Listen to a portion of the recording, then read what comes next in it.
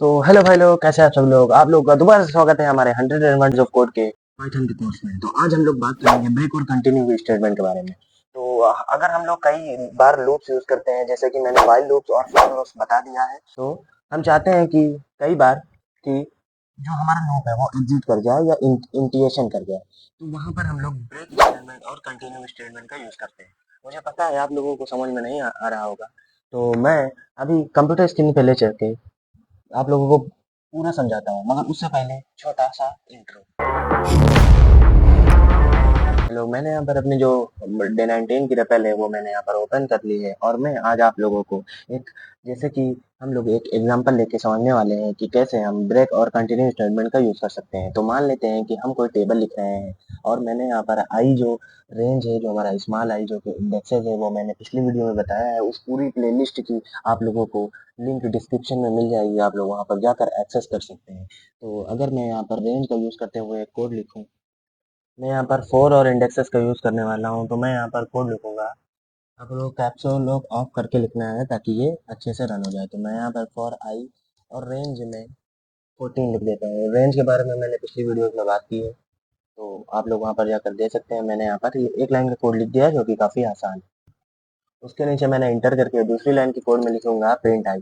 Print I क्या होगा, हमारा इंडेक्सेस होगा जो कि पूरी 14 तक रेंज को प्रिंट करके देगा। तो मैं यहाँ पर प्रिंट आई लिख देता हूँ, और मैं इसे रन करूंगा।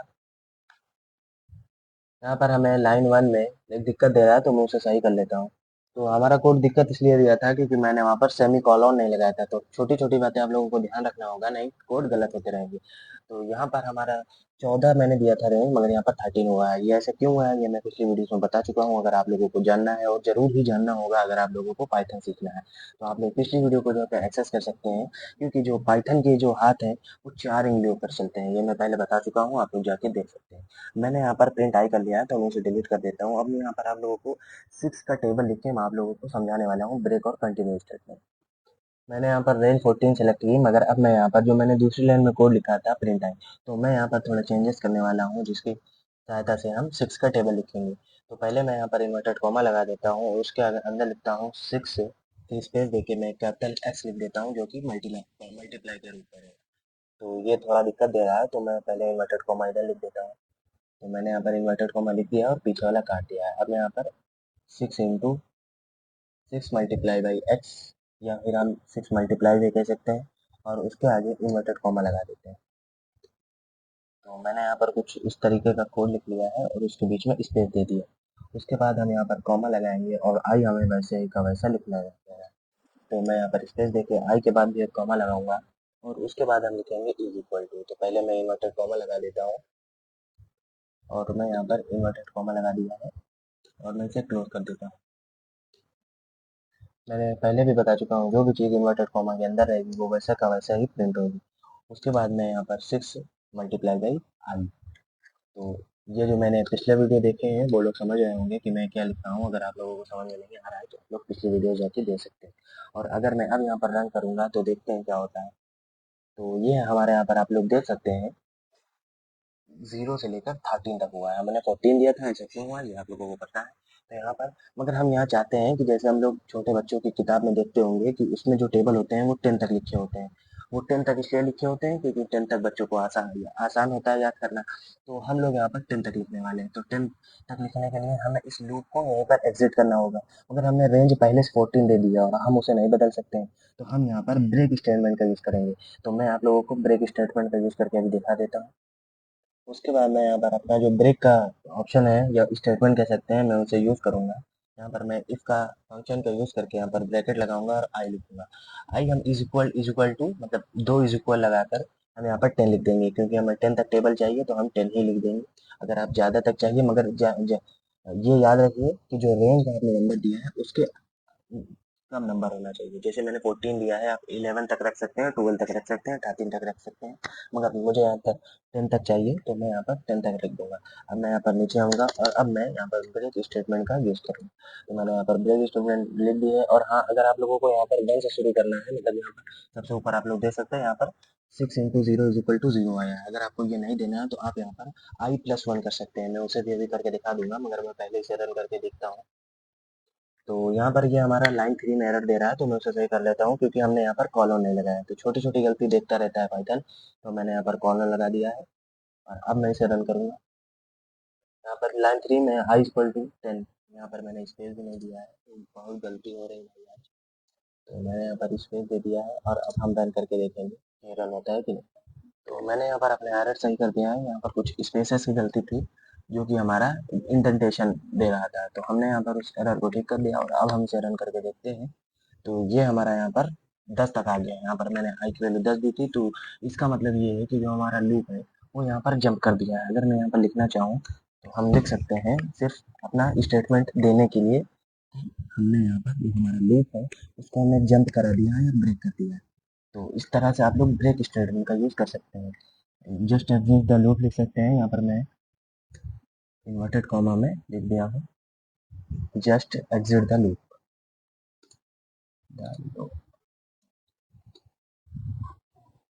तो कंट्रोल भी कर दूंगा मैं और अब इसे रन करूंगा। तो आप लोग यहाँ पर नीचे देख सकते हैं ये हमारे यहाँ पर हिडन लाइन में चला गया है, तो मैं इसे अभी सेट कर दूंगा। उससे पहले मैं आप लोगों को डिलीट कर देता हूँ। और मैंने अभी यहाँ बताया था कि आपको अगर जीरो से शुरू नहीं करना, तो यहाँ पर आप लोग देख सकते हैं यहाँ पर 6 गुणा जीरो बराबर जीरो आ रहा है और मैंने यहाँ पर स्पेस एक ज़्यादा दे दिया, इसलिए यहाँ पर बीच में स्पेस भी ज़्यादा आ रहा है। तो अगर आप लोग इसे हटाना चाहें तो मैं यहाँ पर आप लोगों को एक बताता हूँ। मैं यहाँ पर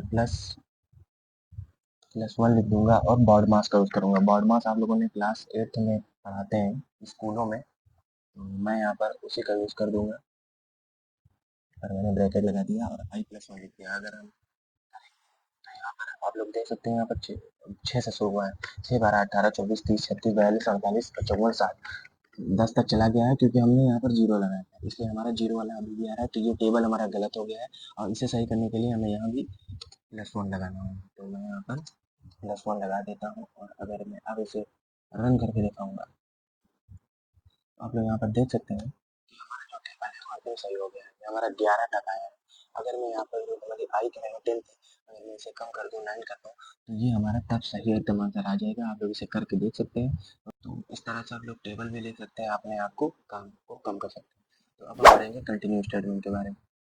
तो अब हम यहाँ पर कंटिन्यू का यूज़ करेंगे, तो ये मैं इसी कोड का यूज़ करने वाला हूँ। यहाँ पर मैं ब्रेक को कंटिन्यू में चेंज कर देता हूँ। कंटिन्यू हमारा एक फंक्शन है, फंक्शन के बारे में बता चुका हूँ, आप लोग देखना चाहते हैं तो जाके देख सकते हैं। तो अब मैं यहाँ पर आप लोग देख सकते हैं जो हमारा कोड है वो तैयार हो चुका है। उससे पहले मैं यहाँ पर जो i+1 है मैं इसे हटा देता हूँ ताकि समझने में आसानी हो, और ब्रैकेट को भी हटा देता हूँ और यहाँ पर जो हमने +1 लगाया था उसको भी हटा। तो मैंने यहाँ पर जो कोड था उसमें थोड़ा फेर बदल कर दिया है और अब हम इसे रन करके देखेंगे कि हमारा जो आंसर है वो क्या आता है।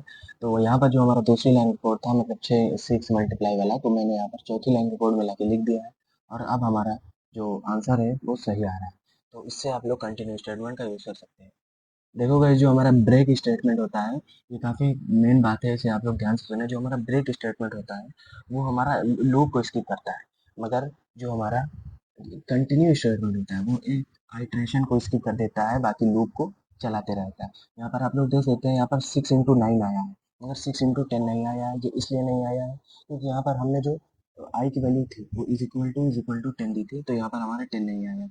अगर ब्रेक स्टेटमेंट यूज कर सकते हैं तो जो हमारा 10 तक है उसके बाद वो हटा देता है, मतलब जो 11 12 13 आया है वो आता ही नहीं आउटपुट में, हमारा सिर्फ 9 तक रह जाता है। और जो हमने कंटिन्यू स्टेटमेंट का यूज किया है यहाँ पर 10 इसलिए नहीं आया है कि वो जो लाइन है वो जो कोड है वो इसने जंप कर दिया है, मतलब वो उसने लिखा ही नहीं है और आगे का लिख दिया है और पीछे का लिख दिया है।